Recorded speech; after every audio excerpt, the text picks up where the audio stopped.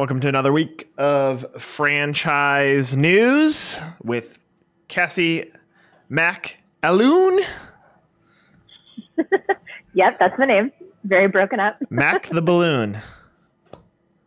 Mac the Balloon. Cute. We have a new logo. It's going to be a balloon, so, you know. Yeah, it's true. Looking forward to another episode with you, Cass. Coming up next. Thank you, Nick. Coming up next.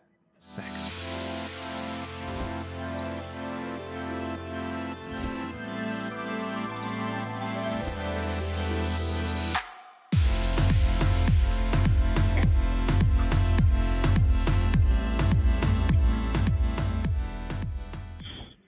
What up, what up, what up, what up, what up? Oh my goodness.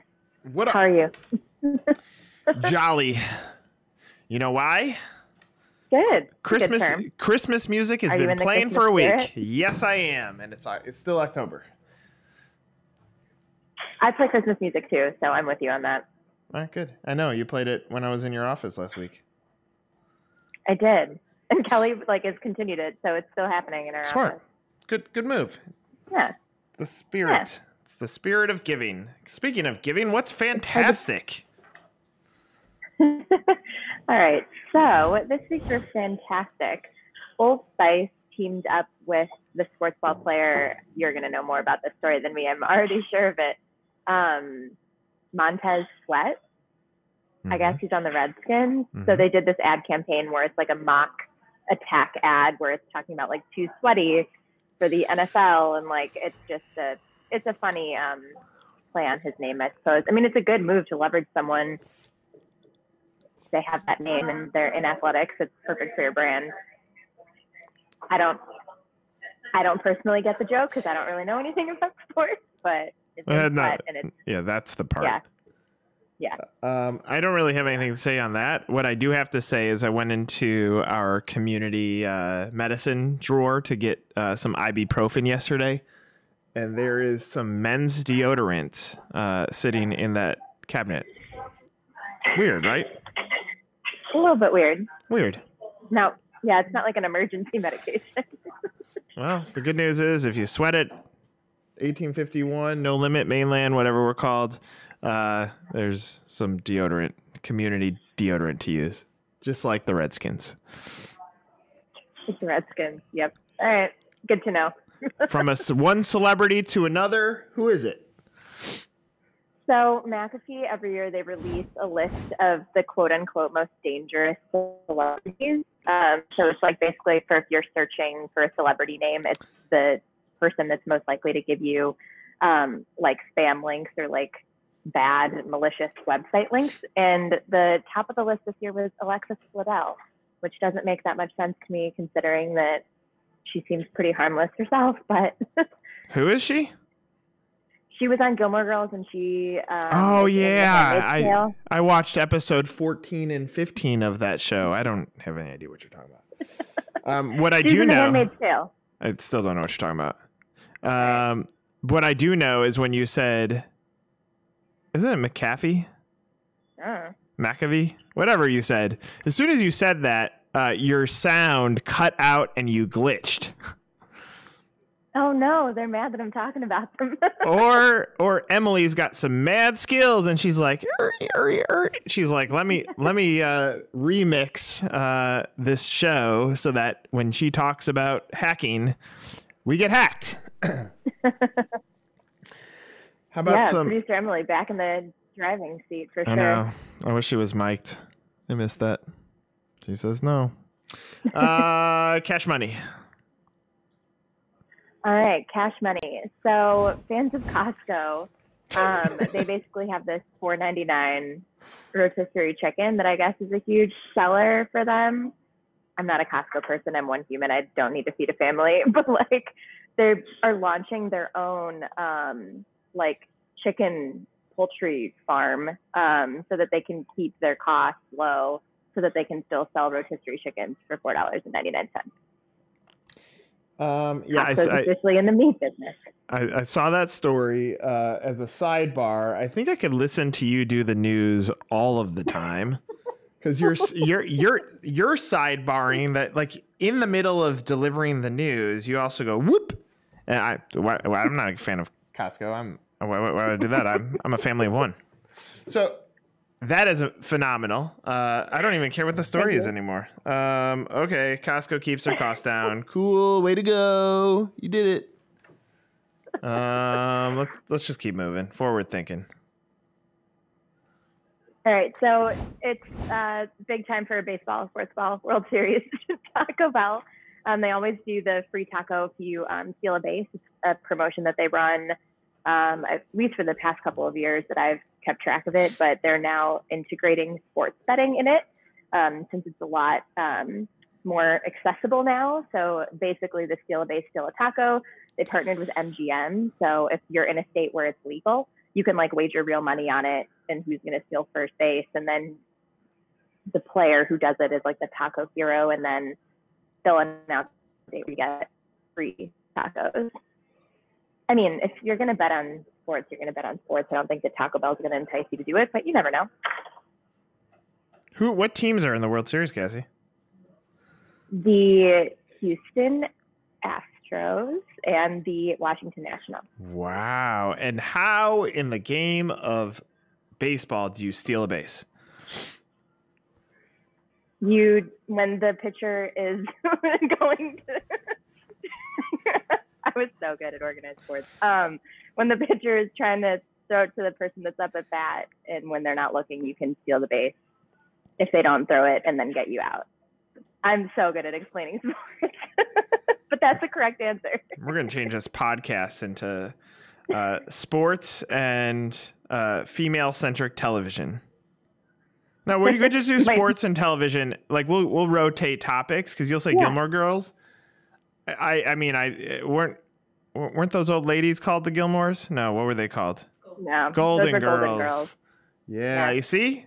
I can't explain things about television the way that you can't explain things about sports. That would be a fun podcast. That would be a good podcast. But there's a billion freaking podcasts. Yeah, right. Yeah, right. Oh, man. All right. I'm like foes or friends? Friend or foe? Okay, so I personally think that this is a foe, but it's not like a bad thing, but it's just like innovation for the sake of it. So Pizza Hut, they're teaming up with Incognito, which is Kellogg's and their line of plant-based meat. But they're essentially, the big thing is that they're selling it in like a circular box instead of like a square pizza box. And it's like, cool. So it's a little bit more eco-friendly. You get rid of like an inch of cardboard on your packaging, but it's like, it took you that long to come up with the idea of a circle box for a freaking pizza. Innovative. Like I said, I could listen to you talk about this all day long, and it's because you call out the bullshit. Wouldn't it be great if someone from Kellogg's is like this little thing that we do gets past them and like, oh crap, someone's gonna get fired for coming up with that idea. Because clearly it's someone from the South. I'd like to believe that I have that much power, but I doubt it. Great. What's my column about this week? So this week, it's very unaffected a long time. That was like some intense breaking news. Okay.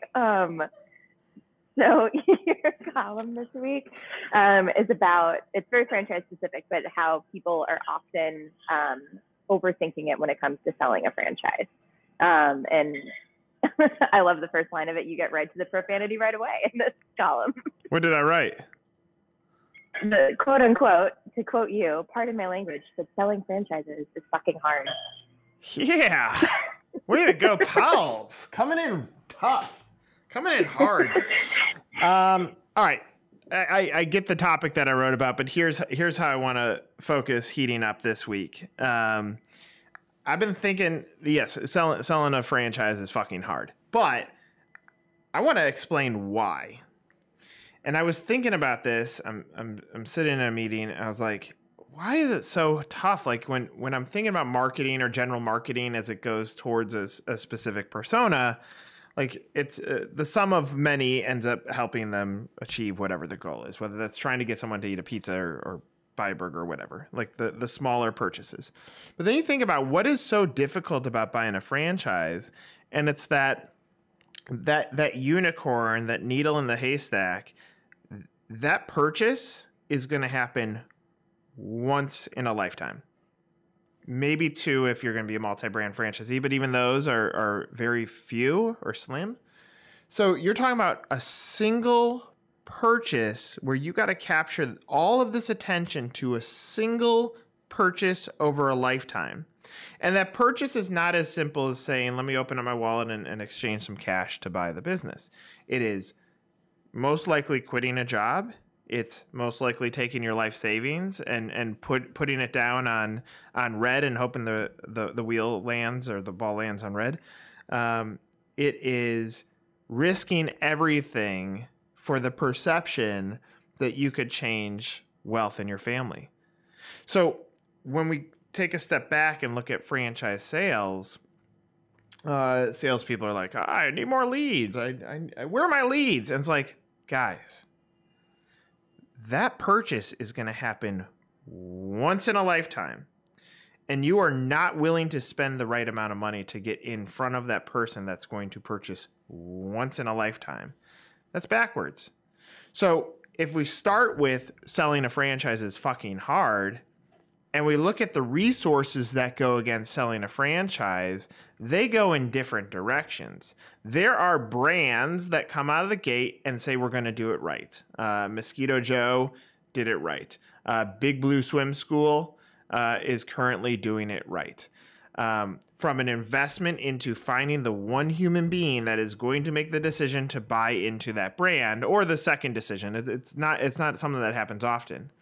But the reason it's fucking hard is because we don't apply logic to what it means to sell a franchise and the buyer's behavior and journey that they go on to come to the conclusion that they indeed want to risk everything they've saved up their entire life for that franchise. That's why it's fucking hard. Boom. Perfect timing. I was watching the clock. Emily's good at that. She gives me a good view of it. What are you gonna be for Halloween? I actually don't know yet. I'm not a big into Halloween person. It's never been my favorite holiday, so I'll probably do something as lazy as it comes, like throw some animal ears on and call it a day.